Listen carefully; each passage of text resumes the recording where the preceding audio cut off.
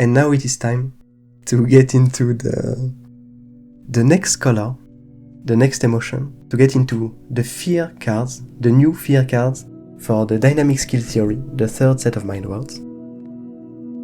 And so the first one of them is the collection. So the collection, it also has this new mechanic, which is called link.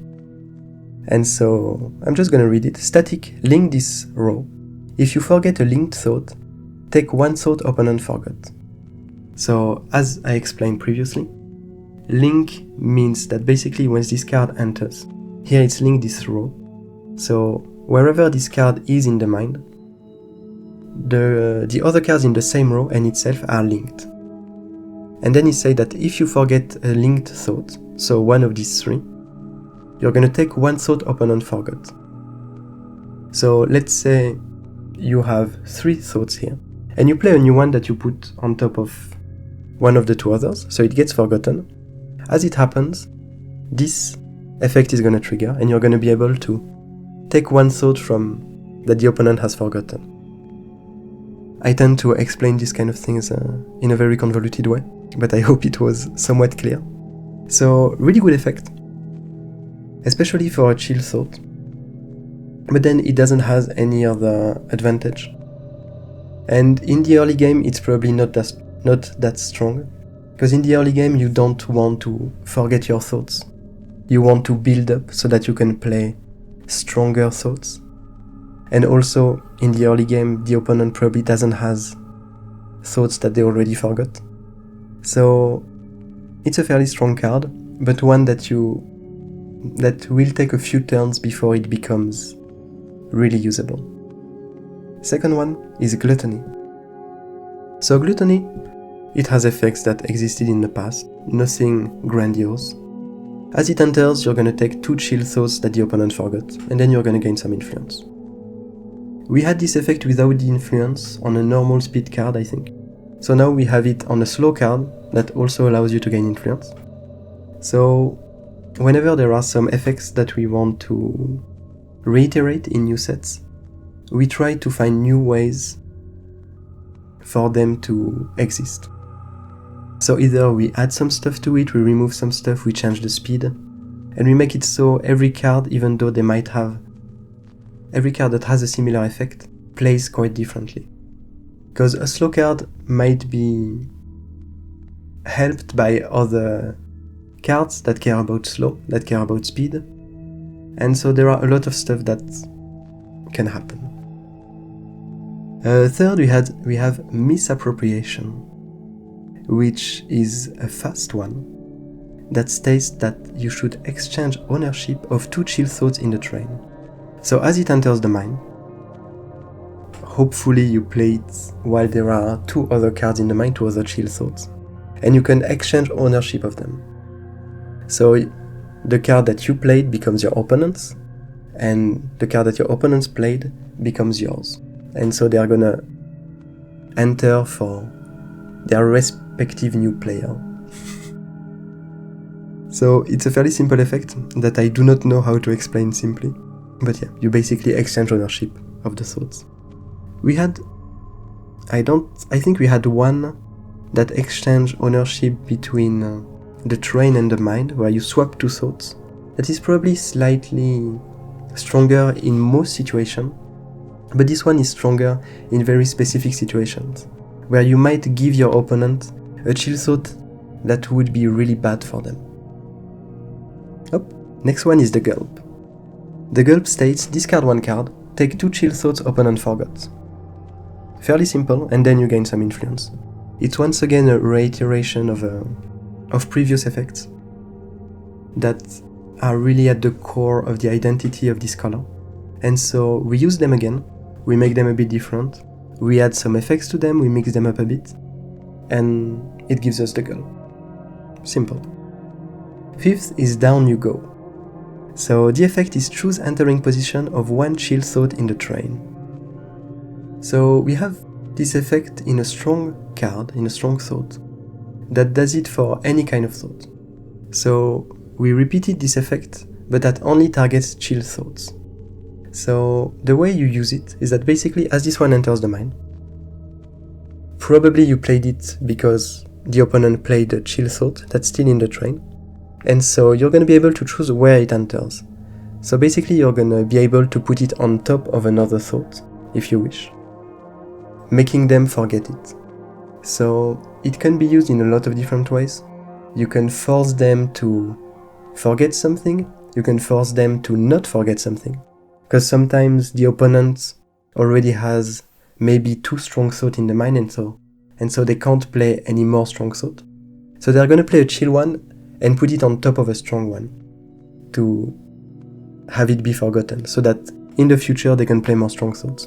So here with this card you can stop them from doing that, and you can make it so it enters at another spot. So it's quite versatile. In the very early game it's still useful because you can make them forget something, and in the late game it keeps its usage because you can stop them from kind of designing their side of the mind so that they can play more strong cards, so that they can play stronger cards. So I really like this kind of effects that have different meanings and different abilities as the game goes on. And so let's go to the next one, the glitch. I really like this drawing. So the glitch, it has an effect that is static. After a thought enters the mind, more cards can enter the train. So it might be a bit sus, this effect. So it's one of the new mechanics for the dynamic skill theory. For this color, the mechanic is after a thought enters the mind, do something. So I think it's this color and the surprise color, so the blue color, that have access to this mechanic. And so here it's a very particular thing because it kind of breaks the rule of the game. It changes the rule of the game. So after a thought enters the mind, more cards can enter the train. So usually when you play cards, the opponent can answer them. So first the card enters the train of thought, then the opponent can answer with another card that enters, then you can answer, then the opponent can answer. And once you're done with all these shenanigans, they will all enter from the last plate to the first plate, so one after the other. They will enter the mind, do their effect, etc. What this card does is that it creates a buffer every time. So let's say I played a card, the opponent answered, I answered. So if this effect is in the mind, my first card is gonna enter, and then we can add new things to the train. Then the next one is gonna enter, then we can add new things to the train. So it makes it so the train of thought becomes a place where you can keep on answering stuff again and again. So it's a fairly interesting effect. It's an effect that's very peculiar. And I am back. So the video did shut down, but I do remember where we were. So basically we said everything that needed to be said about the glitch. Let's not dive deeper into it. And let's go to the next one, which is Puppet Master. So Puppet Master has the following effect. Static, link this column, choose the targets of the linked thoughts effect. So as previously stated, they have this color also have some link effect. And so here you're going to link the column, meaning that as this card enters the mind, all the cards in its column are going to be linked. And then whenever they need to choose a target for their effects, you're going to be the one to choose.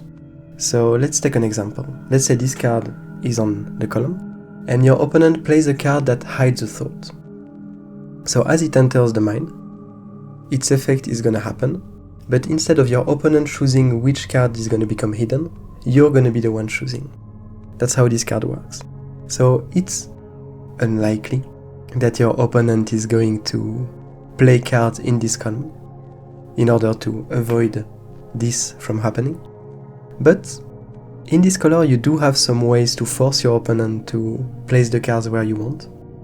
And even if it's not the case, it still allows you to kind of lock some spot of its mind so that they wouldn't want to place stuff there.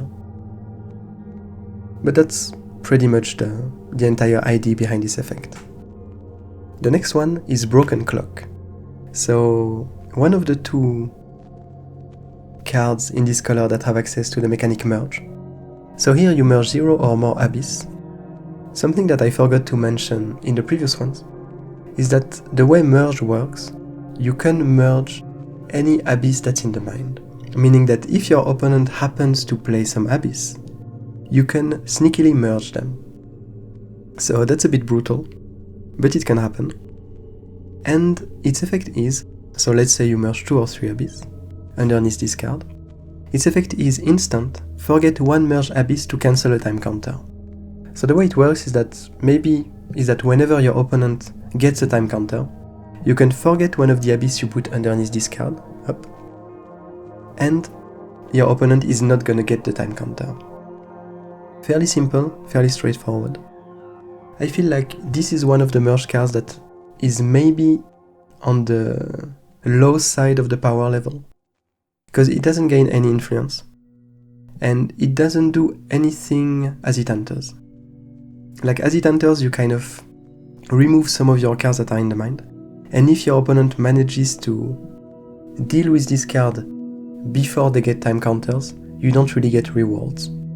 So it's dangerous, but it's like a lot of these cards with special effects. If they are in the right deck, they can be really strong.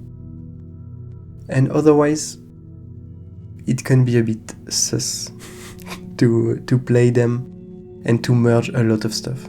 Because, yeah, it becomes quite dangerous. This is probably one of the ones that are the most dangerous to play, if it's not in the right deck.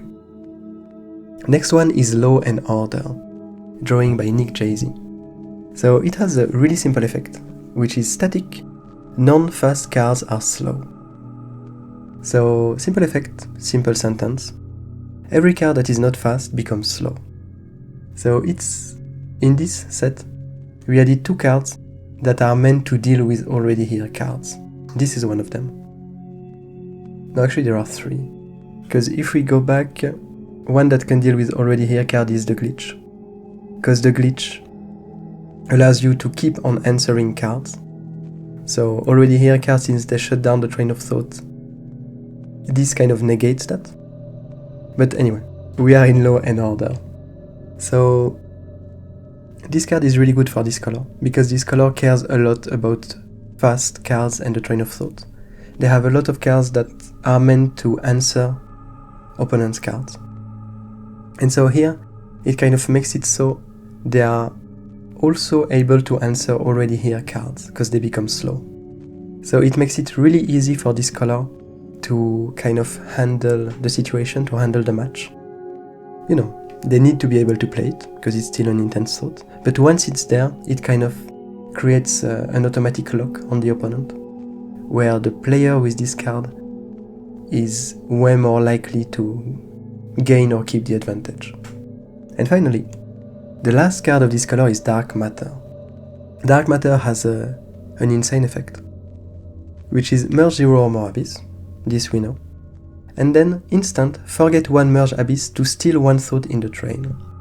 So stealing a thought means that, basically, let's say your opponent plays a card that enters the train of thoughts. Here, you can forget one of the abyss that you merge underneath this card, in order to steal it, meaning that you take it from the train of thought and you put it in your hand. So, it's a crazy effect, but it has 2 bad sides to it. The first one is that it's extremely unusual that intense thoughts do not give you influence, and this one doesn't.